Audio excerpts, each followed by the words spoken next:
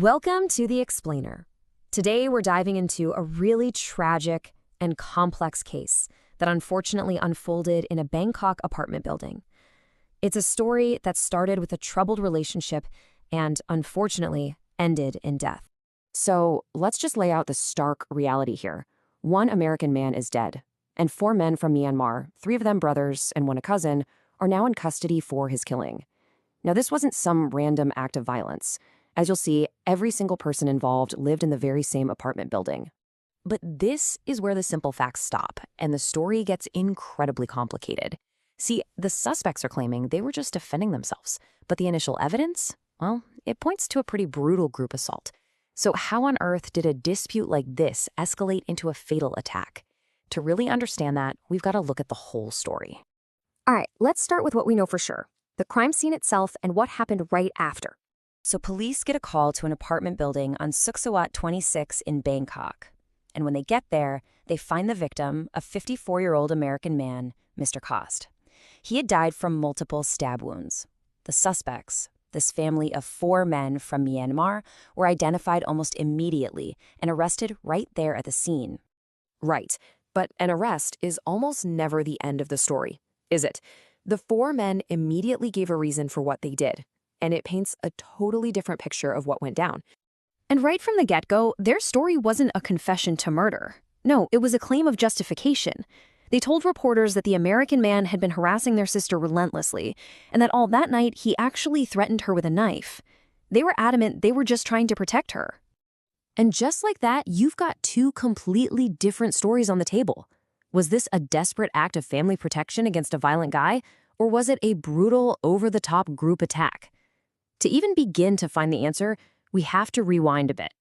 So to really get why the brothers are making this claim, we need to dig into the history between the victim and the woman at the very center of all this, their sister.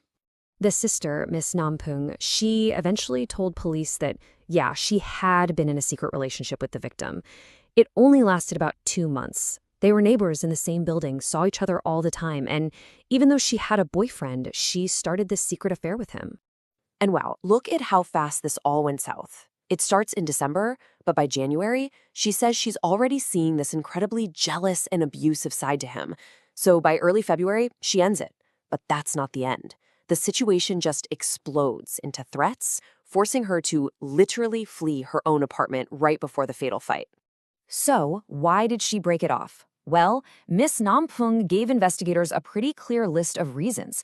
She described the victim as being incredibly hot-tempered, intensely jealous, and even physically abusive. She said that even for a secret relationship, his possessiveness and constant accusations just became totally unbearable. But here's the really crucial part. The breakup wasn't the end of it. According to Miss Nampung, it was the beginning of a total nightmare. She alleges he started stalking her, showing up at her home, at her workplace, and even sent her text messages threatening her life. And, this whole thing wasn't just happening between them in private. His alleged behavior started spilling out, affecting the entire apartment building, and creating this real climate of fear. And that's when other people started coming forward.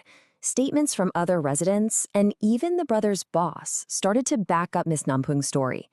They all described a man who was becoming more and more erratic, aggressive, and just plain intimidating to everyone around him. I mean, listen to this. The employer of the four brothers gave this incredibly powerful testimony. He said the victims showed up at Ms. Nam Pugwing's old apartment with a knife. Then the very next day, he follows her to their workplace. The situation got so serious that the employer himself went to the police to file a report because he was so worried about his employees' safety. Then you've got this story from a 17-year-old neighbor, and honestly, it's chilling. He said the victim's behavior had changed dramatically, describing him as always shouting, banging on other tenants' doors. He even falsely accused the teenager of owing him money. The neighbor also saw the victim after one fight, saying he looked proud, with blood on his hands and holding his knife. So when you put it all together, you can see this clear pattern of harassment emerging. This wasn't just one dispute. It was a series of public disturbances, false accusations, and open threats with a weapon. The whole atmosphere became so bad that, according to witnesses, other residents from Myanmar had already packed up and moved out just to get away from him. Okay, so all of this, the fear, the threats, the police report, It all sets the stage for the final tragic moments of this story. So here's how it all came to a head. The employer had just pulled the four brothers aside to tell them, hey, I filed a police report for your protection. As they're having this conversation, the victim himself shows up, and he's allegedly holding a knife.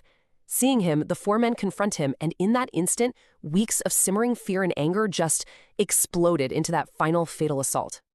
Now, according to the men themselves, this was not a premeditated murder. They admitted to police that, yeah, they rushed the victim, but they never intended for him to die. They claim that in the heat of the moment, they were just overcome by rage and the whole situation completely spiraled out of their control. And that leaves us with this incredibly difficult legal and moral question, doesn't it? On one hand, the facts show a 4-on-1 killing, but the context suggests a community that was pushed to its absolute breaking point by relentless fear. It's a tragedy that really forces us to ask, when official channels seem to fail, what happens when people take protection into their own hands? And in the total chaos of that moment, where do you draw the line between self-defense and brutal revenge?